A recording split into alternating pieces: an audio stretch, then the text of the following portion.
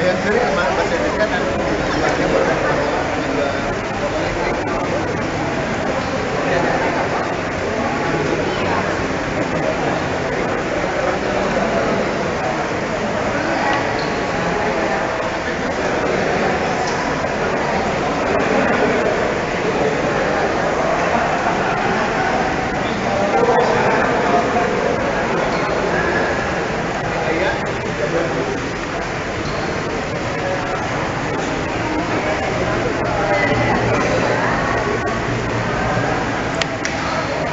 persaudaraan dengan para pelana di antara turis asing muda yang kere.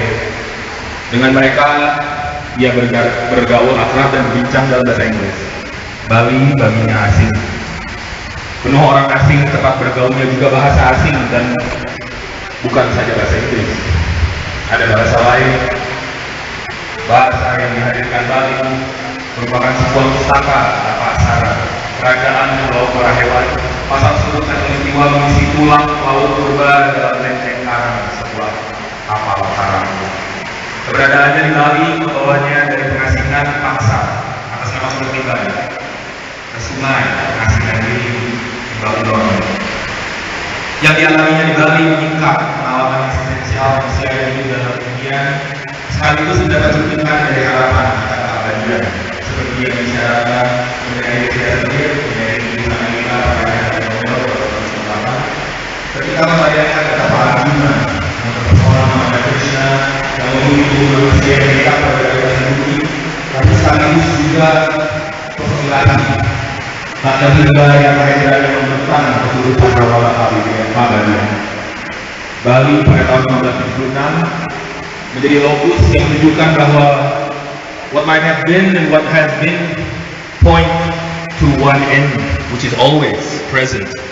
Selalu hadir, selalu kini, tetapi menampung banjir dari perut bumi, sekaligus menyambut badai usia bumi yang menelan garis nasib pada tangan. Laut juga mengantar biduk yang ditumpanginya Sitor menuju nirwana, meskipun senantiasa terancam ditelan lahar waktu. Yang dikatakan Humi Baba dapat menjadi orkes pengiring bagi manusia seperti Sitor Sumorang, yang merayakan keterasingan. Dalam sajak-sajak berbahasa Inggris yang lahir selepas Bali ini, Sitor mendeklarasikan kekerabatannya dengan yang asing dan mengakui keterasingannya dengan tanah airnya.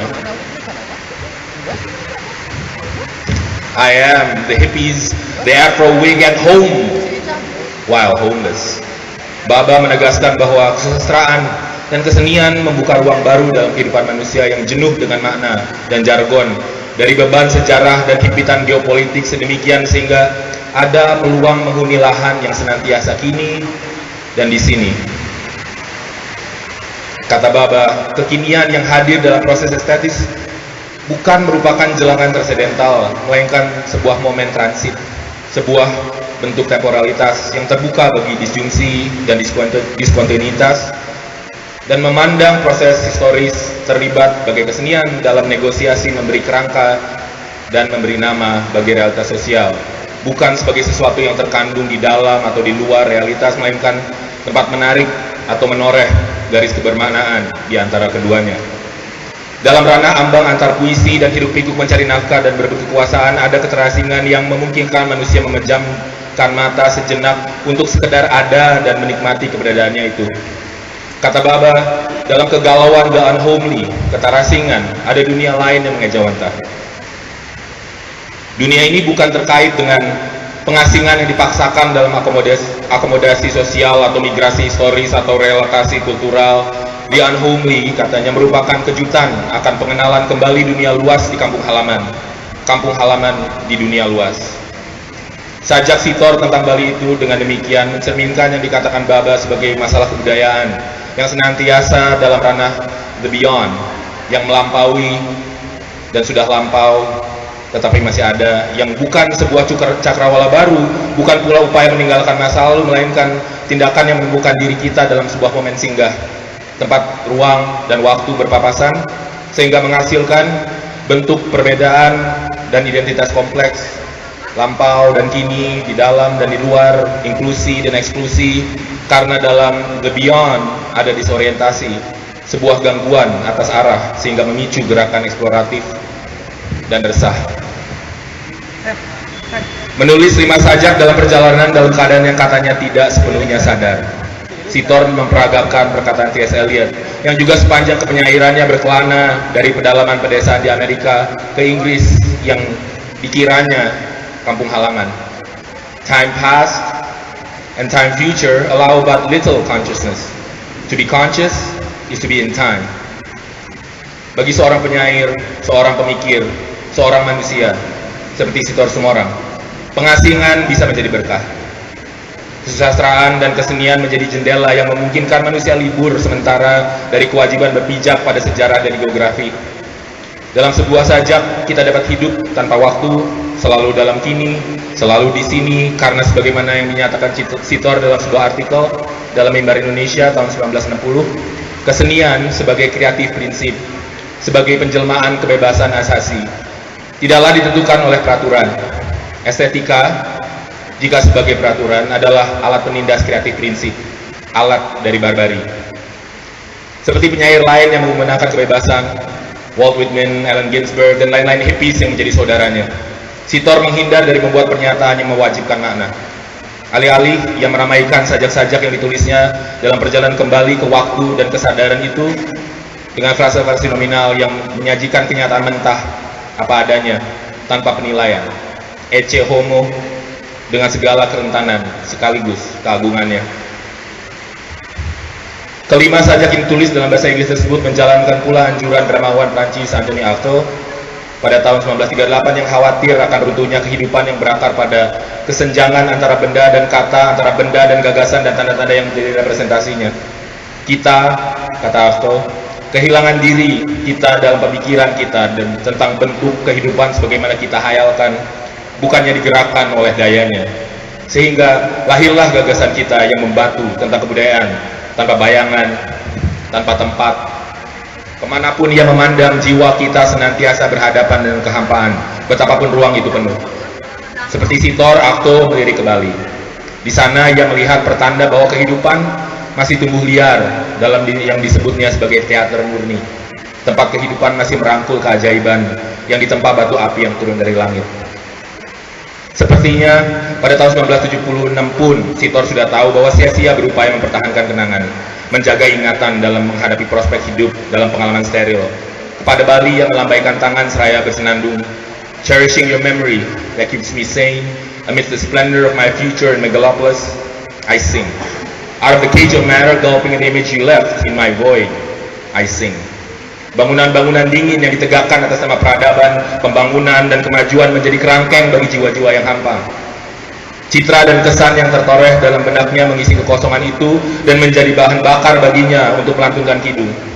Bali baginya merupakan cat, bagaikan petarung di arena Roma yang membentuk raut wajahnya dengan dorongan kekuatan badani, penuh warna, seperti darah dalam adu jago. Kesenian yang dialaminya di Bali menggugah rasa sakit yang terpendam oleh kenyataan sosial yang ilusif. Distorsi dan eksagerasi seni pada citra kenyataanlah yang memaksanya menyadari bahwa das Unheimlich, the uncanny, yang ada tetapi tampak tidak pada tempatnya itu membuatnya dapat melihat.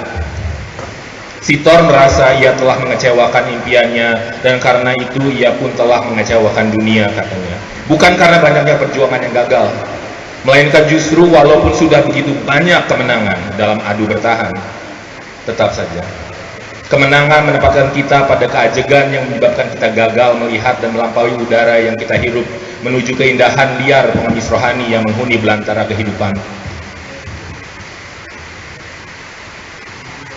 Bersama Sitor, kita wajib pula menyadari betapa kita merasa aman dan nyaman dalam penjara masyarakat yang makmur karena menjual bumi demi uang. Kita, menurut Sitor, tenggelam dalam kolam kawah purba dan memimpin pembunuhan atas kasih yang masih tersisa sambil mabuk dalam es krim di jalan hiruk pikuk dengan jual beli.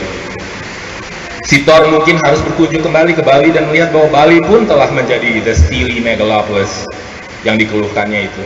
Sebagaimana bagi Sitor, Bali telah bagaikan pelukis yang melawan kemapanan yang menebas mata hingga ke jantung malamnya ahli sufi yang mencari rahasia Bali, Sitor dapat menjadi poem odi bagi jiwa yang menyimpan keresahan, yang tidak dapat lagi menahan hasrat membersihkan kata, menyapu kuas, mengguratkan pena, menghempas tubuh pada lantai marmer yang keropos dan rapuh ini.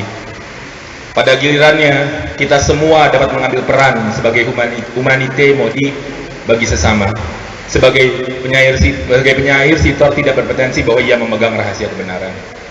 Suara yang menapak lekukan huruf dan senjang antar liriknya sedemikian luas sehingga dapat menampung kegelisahan kita semua. Kembali saya diingatkan oleh Homi Bhabha bahwa agar tampak sebagai kenyataan material atau empiris, proses historis atau sosial harus melalui sebuah alienasi estetis atau privatisasi keterlihatannya di ruang publik.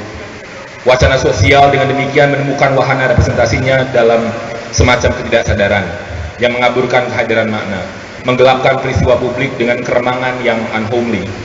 Ada sebuah inkomunikabilitas yang membentuk momen publik, kesamaran psikis yang membentuk ingatan publik.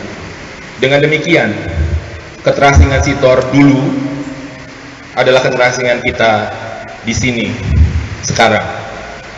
Lepasnya berbagai kenangan Sitor dari benaknya yang kukuh itu adalah lupanya kita dalam jiwa kita yang rapuh. Jadi, apa artinya penyakit Alzheimer bagi seorang penyair? Apa artinya penyair terkena penyakit Alzheimer bagi bangsa dan sustaraan yang usianya sebanding dengan umur sang penyair? Saya ingin sampaikan kepadanya yang telah hidup melampaui hidup saya.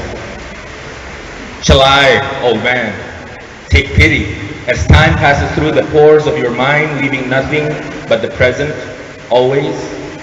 Shall I, frail father, weep and pray as gravity releases its grasp on your gaunt figure resting on the precipice of breath? Always.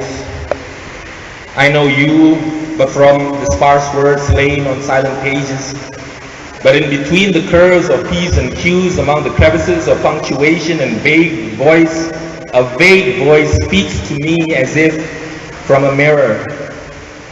I too, a strange comrade, am lost in the forest of pixels and skyscrapers, unhomed in this fertile mud. In this fertile mud that shapes my image, Babel too echoes in me, murmuring and crying me out. Shall I, dear traveler, then fail myself?